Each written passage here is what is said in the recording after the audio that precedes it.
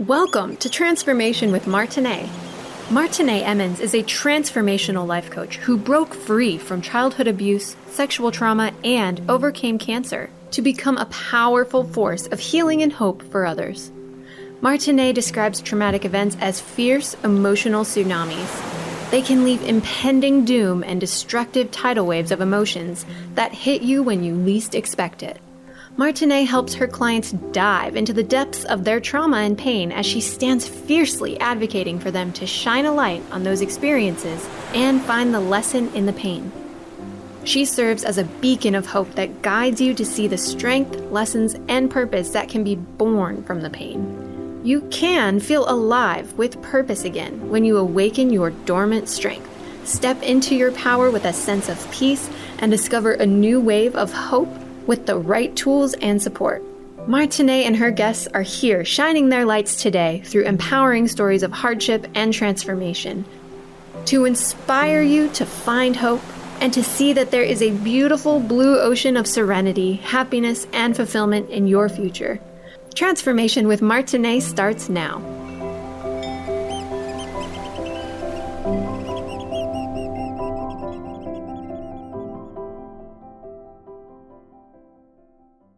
Welcome everyone to Transformation with Martine, where we overcome everything and compromise nothing. I'm so excited to be back. For those of you that don't know, my show is every Friday at 1 p.m. Eastern and 10 a.m. Pacific. And for new listeners, my show is about hope.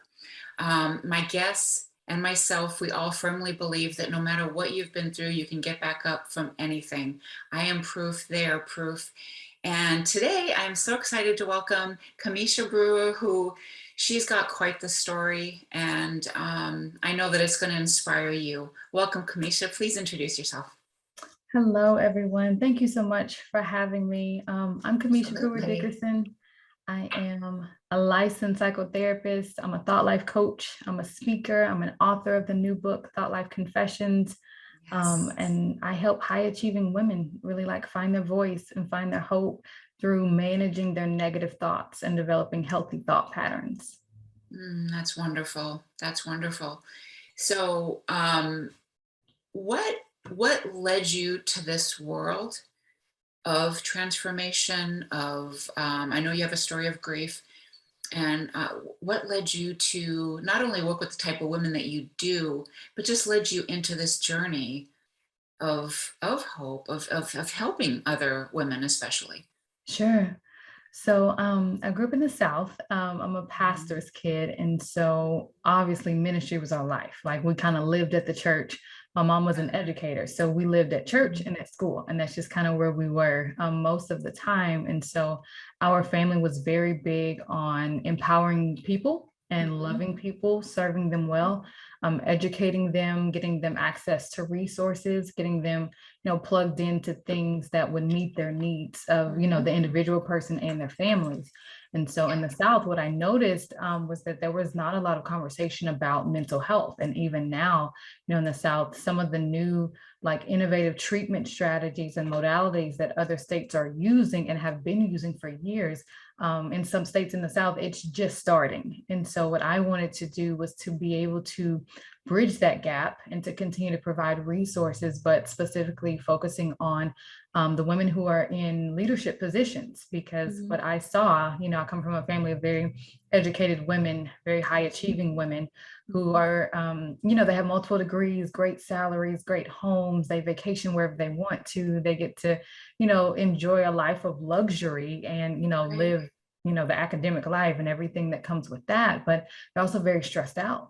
And, they experience burnout and struggle with their mental health. And because they're in leadership positions, it affects the way that they lead and it affects the way that they serve. So I wanted to build a practice for those women, because I understand that when women are healthy and they have hope and they have their passion and we are well rested, the sky's the limit for us. There's nothing we can't do. So I wanted to make sure, that they had a place as well. Oh yeah, I so agree with you. And I was just thinking that, I have some colleagues, they're husband and wife team. They do a lot of work together. And basically the name of their company is Don't Let the Selfies Fool You. Yeah. And, a lot of, like you're saying, a lot of high achieving women, like you think that they've got it all, talk about comparisonitis, right? You're looking at people Mhm. and thinking, geez, man, I wish I had their life. But little do you know, or little do we know, we don't know what's going on. Maybe it looks like it's all sunshine and roses, but it's not. Right. Yeah. So well, actually, would you mind sharing some of your story and what brought you to this point that you knew this was needed? Yeah. I watched and I watched my mother just go, go, Hmm. go. We're Hmm. we're doers in our family. I Yeah. watch my Yeah. sisters do it, my cousins, my aunts, like that's the thing. Hmm. Yeah. And what I experienced in my own mental health as a young adult, through grief, losing both parents as a teenager. My mom passed away when I was 18. My dad had died the year before, and I was 17. So I'm a freshman in college dealing with grief, but I'm in college on an academic scholarship. So there was Right. already, this extreme level of pressure to perform Mhm. academically. Like it doesn't quite, when you when you go to a university on an academic scholarship, there's not a lot of room for exploration or Right. creativity or being able to go hang out and do college stuff of, Yeah. partying, making new friends, enjoying the on-campus activities.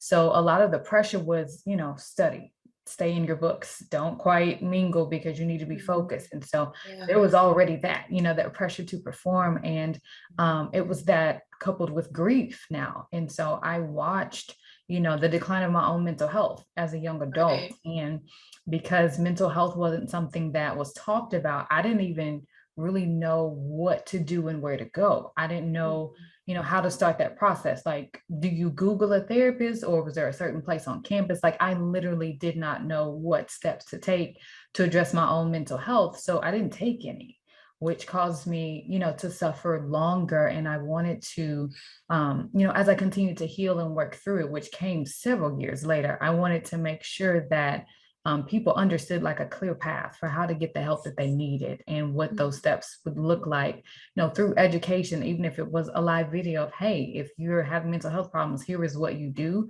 Like I knew that was a new part of my calling because some people, they literally have no idea. And it's a barrier for them to get what they need. But it's the same thing when we need to go to a doctor or go to a dentist. Like it's the same process, but because it's mental health, some people don't see it as the same process at all. So that's how I knew that this doesn't have to continue to happen as long as we can provide a safe space and really educate and empower people. Right. Right. Mental health is still, I think we've come a long way, but it's still so, well, it's still kind of, kind of Mhm. scary. Like, you're worried about what people are going to think of you. And especially in the really, well, in the 20s, when you're in your 20 somethings, it's Yeah. still kind of, it's kind of embarrassing. And I'm thinking, you're 30 years old, right? Yes. That, okay, so when you were 17 and 18, I don't, I would,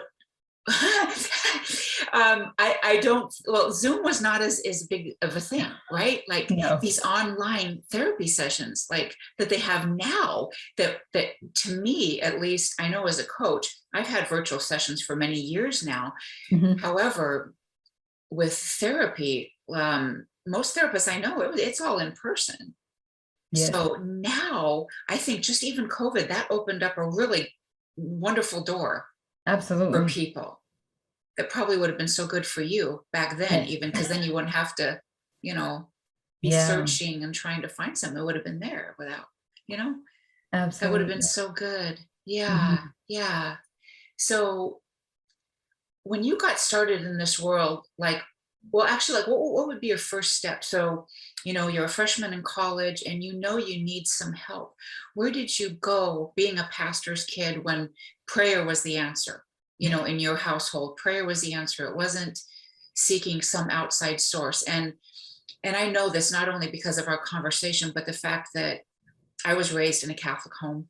Mhm. And when I had incidences happen to me, and the first bit of trauma for me was I was sexually molested by three different men before I was 9. Mm. And the very first one, I remember it's like, God, it just, you know, being so young as I was, about 5 at this time. And he was just like this big guy. I remember these overalls. I've hated overalls. Even in all the healing I've done now, I hate overalls.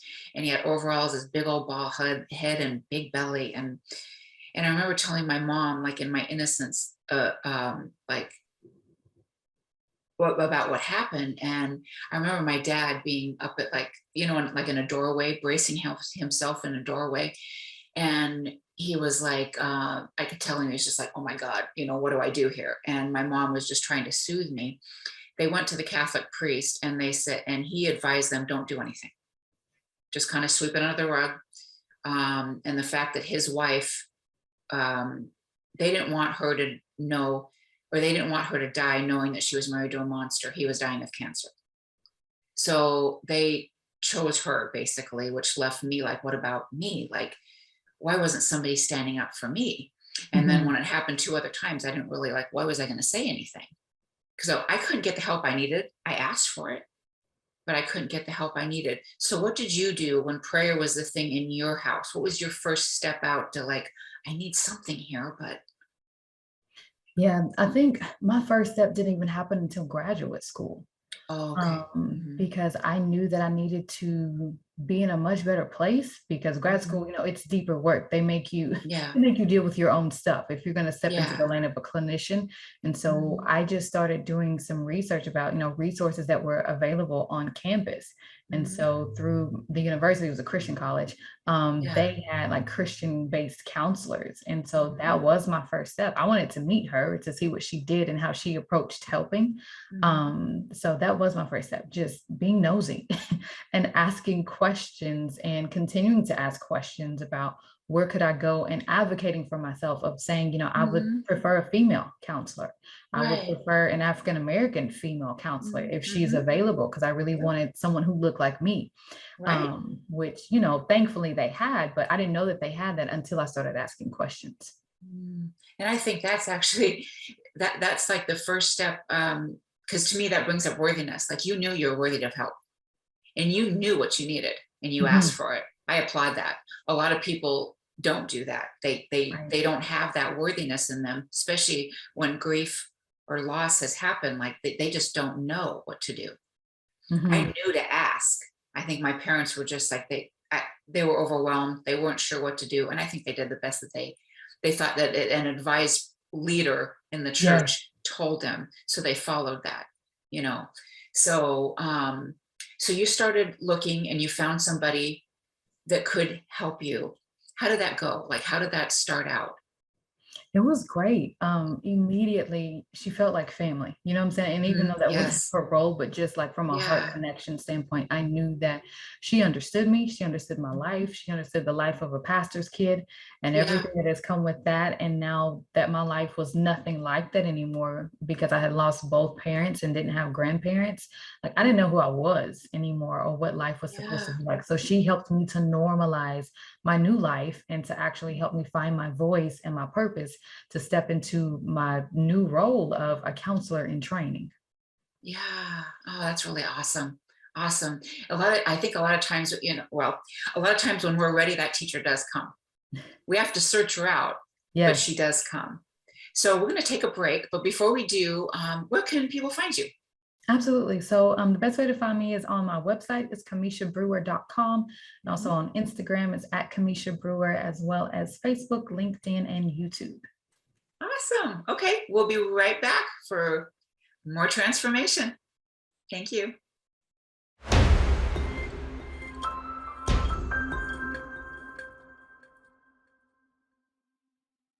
Welcome back, everyone, to Transformation with Martine, where we overcome everything and compromise nothing. My guest today is Kamisha, and we are talking about grief, loss, and getting the help we need. So, Kamisha, you found the right therapist to help you get going, and you found your passion of helping women who are leaders, who are someone who may not reach out initially because it's not quite acceptable or possibly frowned upon in their families. So So how did you get started in a sense of you knew you needed help, you found the help. What did your passion grow into? How did you start sensing that passion? Like, okay, I know this is for me too. I want to help other women like me. Yeah, so it came through, a series of conversations, a series of different sessions with the counselor I started seeing, and also just the clinical training of my graduate program. And Okay. so my professors in the program, they were very challenging, but in a good Hmm. way, even from like Hmm. a spiritual standpoint of, in the field of counseling, there's times where we have to like face our own stuff, like our own issues, Hmm. because everything can come up in a session. And so they were very adamant about making sure that we were well prepared to face those things as they came. And so Yeah. some of our training, which was actually, it was training from a clinical standpoint, but it was like a healing experience for me, is Hmm. them, just creating the scenarios and all the role playing where if we were triggered, they could see it, even if they didn't know Hmm. our full Hmm. background, they didn't know our full story, but they could tell something in that conversation did not sit right with us. And they would call us out. And I wanted to very much so bring that into my career and bring that into my practice of being able to recognize when things come to the surface, because sometimes clients and, in coaching and counseling, they're not aware of what's Right. coming up and why. So just the experience of that and being mindful of my own feelings, my own thoughts, I started really putting the pieces together. And I remembered, my counselor, who eventually became a mentor for me, and we still have a great relationship, because it was in more of a Christian counseling standpoint. There wasn't as Hmm. many like Hmm. HIPAA confidentiality kind of laws that, were actually barriers for us in terms of having a really good relationship. So just being able to work through that and have that training and have that hands-on experience, it woke something up like on the inside of me, this full awakening that was like a fire that has still not gone out. And I'm thankful for that. But I'm Yeah. like, I want to facilitate those kind of experiences, those life-changing transformation type experiences in a session where people are never the same after that conversation. That one question that shifts their thinking, it changes their life, it gives them hope, Hmm. it gives them their voice, it helps Yep. to free them from all that baggage that they've been carrying for years that was not Mhm. theirs. Like that one conversation can do that for them. And because I felt it and I was able to experience, it helps me to have hope that I can, let my clients borrow until they get their own hope. Mhm. And it's just a beautiful thing to be able to watch and to experience every day. Isn't it wonderful to have someone believe in you before you may believe in yourself? Absolutely. Oh man, I know I've borrowed that before from my coaches and therapy, a little bit more in my past for therapy. But just to have someone just say that, you'll be okay. Hmm. You will make it. You will be stronger. You will be more resilient. You know, I think that's so important because that's something that I can't stress enough to my clients is to look back on your life and even just grab those bits of evidence, those pieces that you have done it, and then Yeah. keep those in a journal or keep them next to you, whatever, or say the words of your mentor that has said, of all the things you can do and Hmm. be, testimonies from your clients. There's nothing like it, right? Yeah. And then to be able to give that to somebody else. Hmm. So when you say they were having you face your stuff, and that gave you tools to not only extract out of your clients. To me, I don't think there's anything. I can do phone sessions, but I prefer it's got to be Zoom or in person, so you can Yeah. really watch body language. You can really see what's going on. Um, so when you say face issues and stuff, for me that means like sitting in it. Yeah. What does that mean to you? Like to actually sit in discomfort, to sit in those feelings of like what your body is trying to tell you, what your soul is trying to tell you. Yeah, for me, it means just really creating space to, like you said, to sit in it and to Mhm. experience everything that is happening around you and within you without trying to, use the avoidance behaviors or the distractions of busyness, because we can always be busy. Oh We can man. always find something to do, especially when things are uncomfortable and it's like, oh, I'm anxious. I don't want to be anxious. So I'm going to distract myself and go go to this event or go Oh to this man. network thing or get back on Facebook and Instagram. I'm going to do all these things just so I'm not anxious.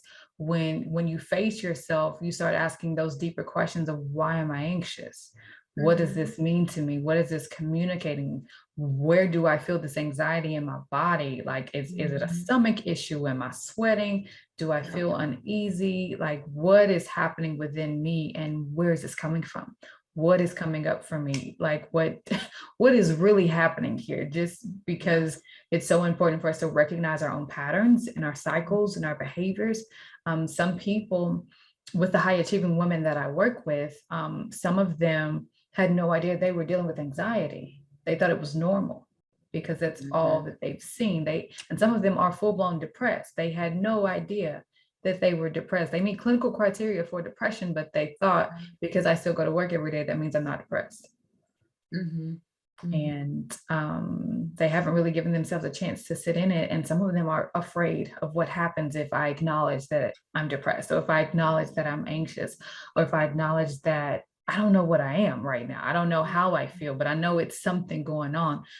That fear creates a barrier. And so for me, when you sit in it and when you face yourself, you're really able to look at what's really happening around you and within you. And then you can make decisions about, okay, what do I want to do next? Am I okay with how I feel? Do I want to stay here? Do I want to live like this forever? Or do I want to make some positive changes happen and transform my own life?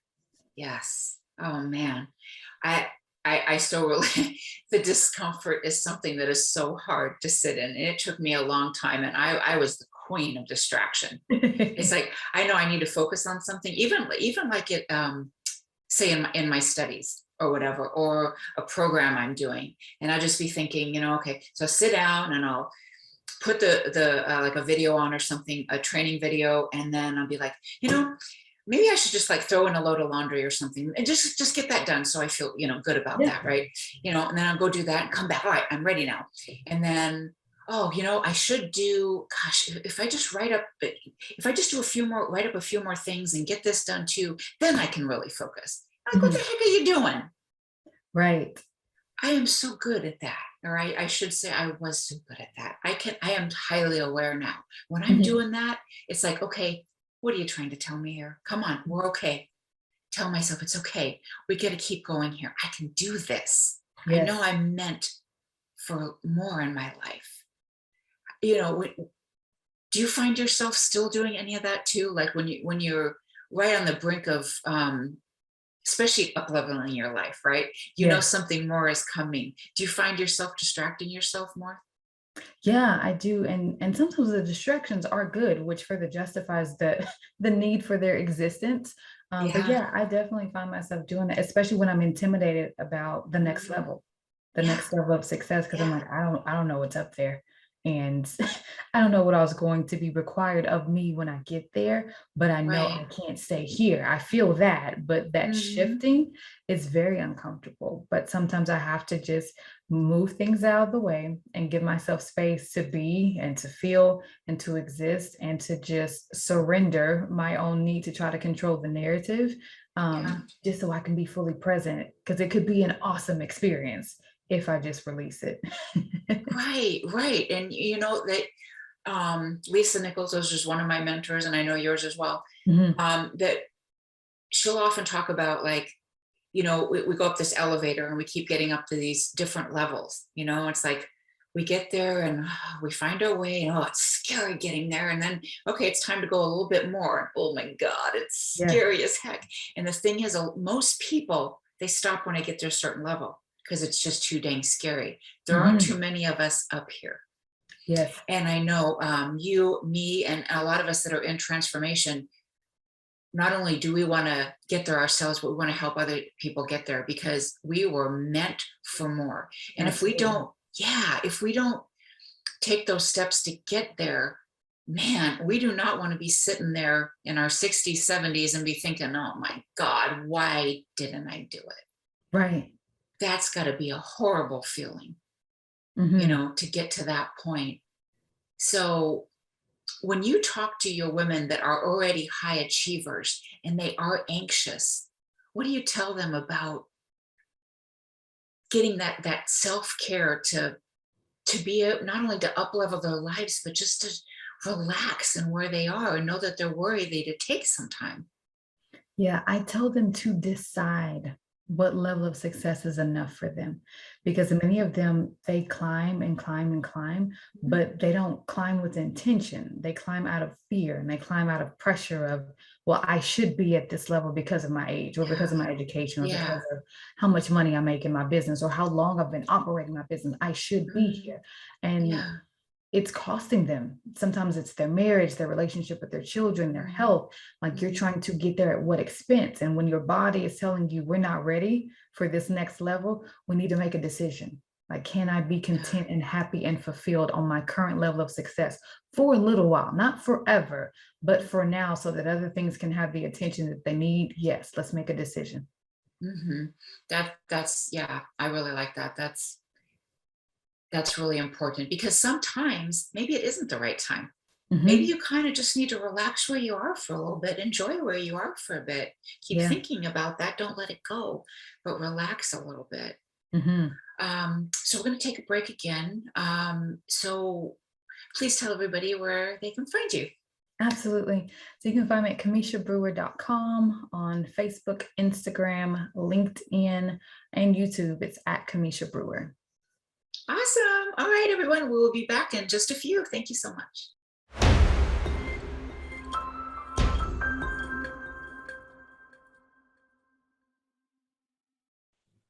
Welcome back, everyone, to Transformation with Martine, where we overcome everything and compromise nothing. My guest today is Kamisha Brewer, and we are talking transformation, all kinds of good stuff here. Um, so, Kamisha, you were describing how you found your passion in your own therapy and journey. Would you describe how well you got into um, therapy yourself, and you felt the just the fire in your belly to help others in the same way? How did your journey go from there to the point of getting your education, and then maybe before you actually took your examinations and your Mhm. boards? How did that go? So it was a complete roller coaster. I graduated and it was in the fall, so it was in December. I didn't have enough money to pay my rent in January. So I Mm, had to get a job. And the job market, it was weird at the time, and I wasn't ready to leave home. And it was still mhm. a grief response, wanting to stay Yeah. close to my siblings and extended family. And the one thing I said I would never do, and that was teach, because I come from a family of educators, a lot of teachers. I was like, I Mhm. don't want to do this. So I Yeah. got a job as a preschool teacher. And so they brought me on as like a behavior intervention specialist for Mm, 2.5 to 3.5 year olds. And so they had two okay. areas of need. So it was like a medical issue and a psychological issue. Some of it was like autism, trauma, Mhm. speech language disorders, like different things, sensory processing disorders. So Mhm. small kids with a lot of challenges that was making learning difficult and really, increase their behavior problems because they were acting out, still trying to find their way, but they had some challenges to work through. So I Mhm. started teaching and I absolutely hated it because I didn't want to teach. I Yeah. made that very clear. I was sick a lot, being around small children, so you get a lot of Mhm. germs, you're exposed to a lot of Yep. different things. Yep. So after teaching, I had had enough and I found myself right back in depression. And as soon as I got home from school, I was in the bed. I had no desire to work on my gifts, my passion, to go be creative, to do any of the fun things that I love to do. All that was gone just because I was operating outside of my purpose and not doing Yep. things that were meaningful. So I quit teaching, left my salary job to go back to waitressing, which is what I did in college. And my family was like, "You did what? You walked away from a salary job to go back to waitressing with no Yeah. benefits." I'm like, yeah, but I Mhm. was so much happier. Right, right. so much happier. And I was making more money, which was sad, but it was the truth. I made way more Mhm, money as a waitress. And so mhm. from waitressing, I found my spark. I was around people, I could hear their Yeah, stories. You know, yeah. you have your regulars that come to your section. And then I decided, yeah, I want to do something different. Obviously, I can't be a waitress forever. During that time period, one of my brothers became very sick, and he was in ICU, and I went to visit him one night, and he was like, "Kid, I don't know what you're doing, but you need to get your life together. You're educated, you have a master's degree, you have an educational specialist degree in clinical mental health, and you are Mhm. waitressing. You need to go find your thing." I Yeah. was like, "Okay, fine, I'll go find my thing."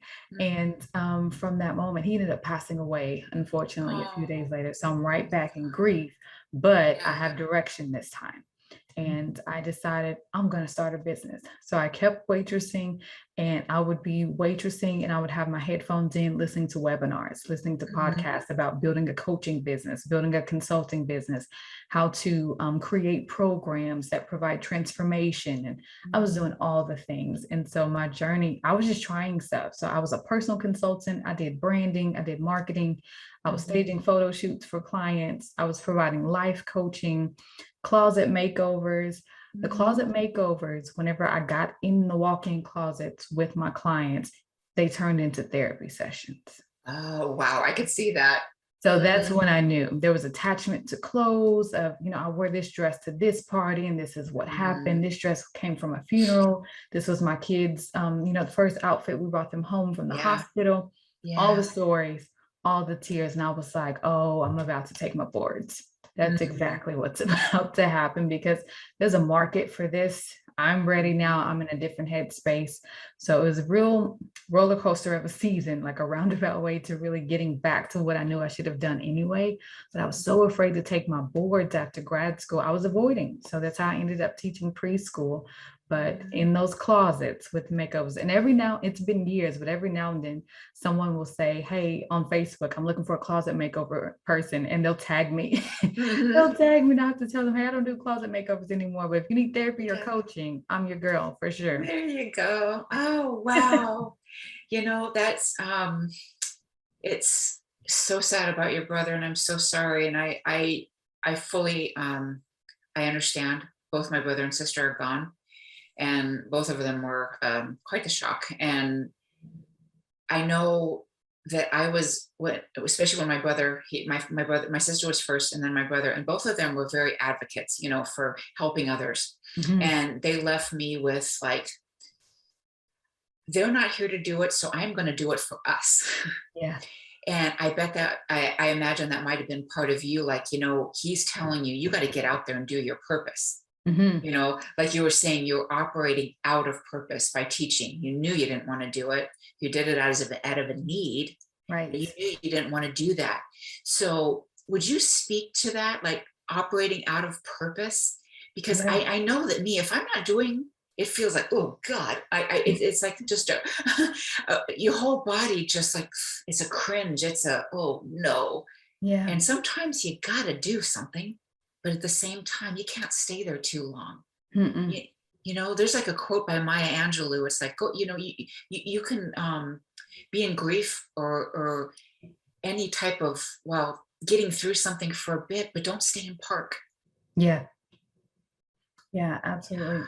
So I teach a lot about the purpose zone in my book, Thought Life Mhm. Confessions, We and gotta go into about that. what that is and what it feels like when you're in your purpose zone. And a lot of the women that I work with, because they're high achievers, their life's pursuit is on finding their purpose. And so my Mhm. perspective is that your purpose is something that's inside of you. It's not like a destination or like a journey. It's the thing that you were born to do. And Mhm. so for me, I know that my purpose is to help women manage their negative thoughts, is to help them find Mhm. hope, help them to be able to identify their patterns, develop coping skills, and to be able to walk in the fullness of the thing they were born to do. Like that's my purpose. And right now, I do that in the form of therapy, in the form of coaching, in the form of speaking when I do events, and right now in the form of writing through the book. But my purpose doesn't change. So if I decide I want to go be a chef one day, my Mhm. purpose remains the same. You know what I'm saying? And so Mhm. for the high achieving women that I work with, sometimes they feel like, well, because I got a new job, I'm no longer in my purpose. And all the job was supposed to do was provide for your family and pay your bills. It wasn't supposed to, give you the meaning and the fulfillment like from the job itself. Like it serves a purpose, but your actual purpose in life is completely separate from where you work and like your place of employment. And so when you're not in it, meaning like you're not using the thing that's inside of you, yes, you're probably going to feel off and you're going to feel like something's missing or that you're lacking something. And it's so easy to, like you said, have the whole comparison thing going on and start questioning, like, oh, I should have this by now. My website should look like hers, or my podcast isn't good because I don't have a producer to help me do it. Like people still need what you have. There are, we're not called to serve everybody, but there are, specific groups of people that I do believe we are called to and we are assigned to. And when we show up, and that's literally all we have to do, is just show up and just do the thing that we dream about, that really speaks to us, that our creative juices flow. When we do that, people's lives change. And I think that's like the most powerful thing ever, more so than what your website looks like, or more than what your branding photo shoot looks like, or if you had a 5-figure launch. Like all those things are great, but it's not your purpose. Like you could do all those things offline and no one ever knows about it, and you're still making an impact with the world. Right. And what you're saying too about there is enough people out there for you to serve. We don't have to worry about, okay, there's a lot of coaches, there are a lot of therapists. Nobody has your story or my story. Right. We all have certain people that are going to relate to us and how we tell it, whether we're speaking, whether we're podcasting, whether we're coaching or being in a therapy session. There is the right people for you. Yeah. So I want to get into a little bit of anxiety before our next break. I think this is such a big topic that I would love your take on. I feel that the young people today have it a little bit harder in regards to, there's so many ways to connect, text, or whatever the case. We're not having real conversations anymore. Do you, in your opinion, professional opinion and otherwise, feel that anxiety is higher now than maybe it was if even just a few years back? Yeah, absolutely. And I think for many people, we're just overstimulated constantly. There's so many different avenues in media, like where we can get information, and the type of information that we see, it's usually negative, unfortunately. Like you have to search for the good stories of hope and encouragement, inspiration, but the things that pop up are things that scare you. It's everything with what's going on in the health world, everything in the education world, and overseas in the market and finances. So if you already had any fears regarding those areas, you're going to be like overwhelmed with all of the information. And because we have all of our devices and we get nonstop notifications, like unless we filter them, and thank God with the new iPhone update, we've got the focus feature. Unless we, filter them and create barriers. And in my coaching programs, I teach about the container method of being able to contain your thoughts of, okay, this is what I'm thinking about for the next 2 hours. That's it. Everything else, I'll deal with that later. But right now, there's no space in this container for those thoughts because that's not what I'm working on. But that's a barrier and that's a filter, but it's a good barrier because it keeps all the overload of information from rushing in and overwhelming you, which causes more anxiety. Oh, for sure. Yeah. So I like that container though, too. It's like, if we just tell ourselves, or even like, just writing things down, we'll deal with this later. But let's focus here. And that definitely does take the pressure down, just eases the whole body. So that is really, really good. So we are going to take a break again. And then when we come back, I would love to talk about your book. Sure. So in the meantime, where can people find you again before we take a break? Absolutely. It's KamishaBrewer.com, and on Facebook, Instagram, LinkedIn, and YouTube, it is at Kamisha Brewer. All right. We'll be right back, everyone. Thank you.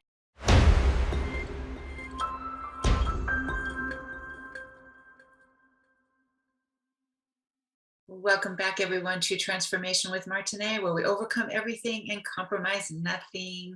My guest today is Kamisha Brewer, and we've been talking about loss and trauma and transformation and finding our life purpose and making the most of our life. So, Kamisha, you have a book that just came out. Tell us Yes. about it. Yeah, so the name of my book is Thought Life Confessions. It's Inner Conversations of Anxious, Successful Women. Ooh. Yeah, right. Yeah, that draws me in, just the title right there. Like, oh, more people like me. Yes. Yeah.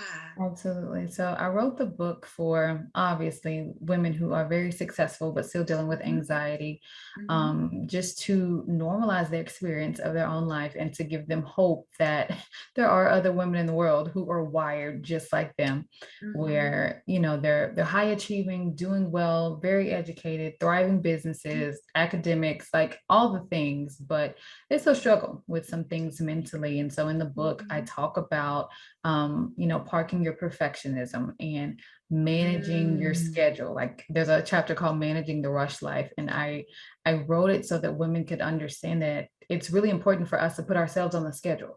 Like our calendars can get so overloaded with all the meetings and all the conference calls and different events and the kids stuff. We got band practice and cheer and dance and football. We've got all the things, but we're not on our own schedules. Like we are not there. Even my clients, I encourage them to put themselves on the calendar so they can see their own name on their schedules. Like, okay, this is my block. This is my time. I get to do whatever I want. I get to do what makes me happy. If I want to get a pedicure in the middle of the day, then yes, that's what I'm going to do.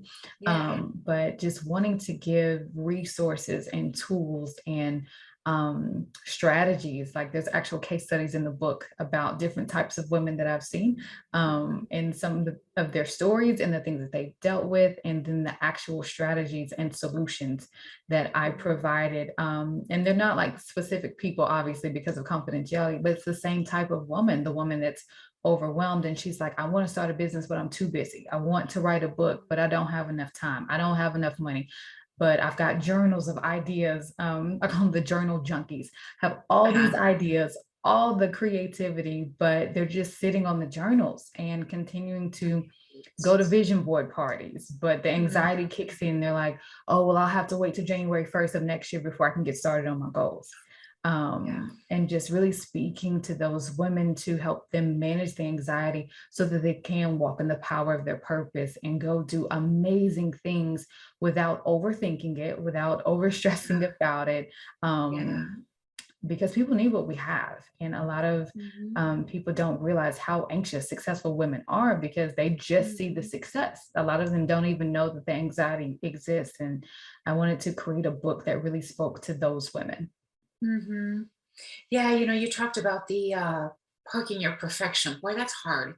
Especially when you're I remember talking to a colleague not that long ago. I was like my mom, for example, she used to love Hallmark cards. She'd buy them all the time. If before, and she had dementia probably 10 years before we fully knew it. She was starting to kind of decline, but like she would buy Hallmark cards, and if she didn't write it perfectly, she'd tear it up, go buy another one. And you know how expensive those can be. It was perfection. And I remember even myself, even like keeping journals, or if something wasn't written perfectly, rip out that page and do it again. I mean, I remember causing myself such distress, being perfect. How do you talk to somebody about that? Like, of just easing that craziness. Yeah, the angle I take when we're talking about perfectionism, I actually just did a summit called Parking Perfectionism and Embracing God's Promises for Your Life as a part of the book launch from like a marketing standpoint. But the approach I take is through grace and through self-compassion in all things, every day, in every activity. And in the book, I even talk about changing outfits from your daily perfectionism outfit to a strong, sophisticated grace dress. Oh, I like that. What that means and what that can really do for you to help you to feel good about yourself, to feel confident, but also know that God's grace is sufficient for you. Like his strength is made perfect in your weakness, and just the weakness isn't a bad thing. It just means you're flawed like everyone else in the world. You know what I'm saying? So there's no room for the comparison or for the perfectionism if we're all flawed. But we all have grace too, to be able to be flawed and still do great things in the world, even with our imperfections. Yeah, yeah. I think I finally realized just like nobody is putting that pressure on me but me. Yeah. So if I can give myself some grace, Hmm. it's okay. So you also talked about like scheduling and the importance of that. Yeah. I used to, when I took my business home, became an entrepreneur, well, we're going on 10 years now. I just thought, oh, I don't want this rigid schedule. I don't want to write all this stuff up because, hey, I'm an entrepreneur now. I have freedom. But once I realized that if I started writing all these things in, I had more freedom, more Yes. time to go get the pedicure in the middle of the day or to hit the grocery store on Monday morning instead of trying to get everything done on Saturdays and, Yes. all this kind of stuff. So can you speak to that too before I know Yeah. we have to end soon, but can you speak to that too? Like how a schedule can make life actually easier? Yeah, it really can. And I teach it from the perspective of being the CEO of your own life. Yes. It doesn't mean that, if you came from corporate and transitioned into Mhm. entrepreneurship, Yep. like no Yep. one's looking to be a CEO again or to Right. have anything to do with the CEO. But now you get to be the CEO. That's the Mhm. decision maker of your own life and deciding, how do I want my new life flow to be? I'm like you, I'm at the grocery store on weekdays when Mhm. nobody else is in the store. And Exactly. I love that because on the weekends, I'm at home. I get to be with my family, but Yeah. everything else is done. I work 4-day weeks. I don't see Mhm. clients on Fridays. I don't take meetings. I don't do anything on Fridays except for what I want to do. But There that you was go. me being intentional and putting myself on my own schedule. Feels good, doesn't it, once Oh, you I do feel it? so good. Yeah. I've been telling my clients that too. It's like you know, you think you have all this to do, and maybe you do, but if you start putting those self-care things in Hmm. your calendar, like, oh, it could be, like you said, a pedicure or going to the grocery store or, whatever little thing it is. It might even be a nap, Yeah. you know, boy, is it a game changer. And once you start, you're not going back. Yes. Oh man, just to start knowing your value. Yes. It helps you to serve others. Like another thing Lisa Nichols always talks about, you serve from the overflow, Hmm. not even just, filling your cup. It's like, yeah, your cup will be full. That's good. But you don't start serving until it's actually overflowing and Yeah. out. That's when you give your best self and you can actually help others so much better, by doing Absolutely. that. Oh, I love that. And I teach that So, too in my program, just mhm, explaining to women that a lot of people, they're tired of hearing us say how tired we are or how mhm, busy we are, because it shows that you don't have control over your schedule and you're not managing your time well. So when there is an overflow moment where people want you to be a part of something, they may not come ask you because for the last 5 years, you've been tired, you've been busy, you've yeah, been overwhelmed. And they're like, oh, okay, well, she's still in this place. So let's move on and find someone else. And it could have been an right. amazing opportunity. It just means that you haven't, created enough margin to be able to step into that overflow of somebody else's that will eventually help you create your own. Right, right. So you've got a lot of good stuff in your books, and I know that you can find a lot of good stuff about you on your website. So where could people get your book? Yeah, you can get the book at thoughtlifeconfessions.com. Oh, nice. So you have a Yeah, website just for that. I love it. absolutely. That's Super awesome. easy. Yeah, well, it should have it, right? That's Yeah, awesome. So again, where everybody, before we close, where can everybody find you? sure. Yeah. Website is KamishaBrewer.com, and I am on Facebook, Instagram, LinkedIn, and YouTube at Kamisha Brewer. Awesome. It's been so good to have you, Kamisha. It's been a wonderful, wonderful conversation. And just like in the last, 30 seconds here that we have, if you were, say, at a coffee shop and somebody approached you, for some reason, they just knew they wanted to talk to you, what would you say to them in 30 seconds? If they're just like, "Oh, what do I do? I want more in my life." Yeah, I would say breathe, take a minute, Yeah. and let's get a plan together and then just go for it and just see what happens on the other side of that. It may not be perfect, it may not be what you think, but just go for it anyway, just to see what happens. Yeah, because you're worthy. Absolutely. Yeah. All right. Thank you so much. I'm very honored to have you here, Thank and I you. thank you. And thank you everyone for listening today. It's our pleasure to be here for you. And please join us again next Friday for another awesome show, 1 p.m. Eastern and 10 a.m. Pacific. Thank you. Thank you for listening to Transformation with Martine. Did listening today spark a sense of hope and possibility? Hold on to this feeling and tune in every second and fourth Friday at 10 a.m. Pacific for more inspiring conversations with Martine and her guests. They will show you there is hope, and you are right where you need to be. Martine is dedicated to supporting you right where you are while launching you towards promise, passion, and possibility that leads to the fulfilled life your heart aches for.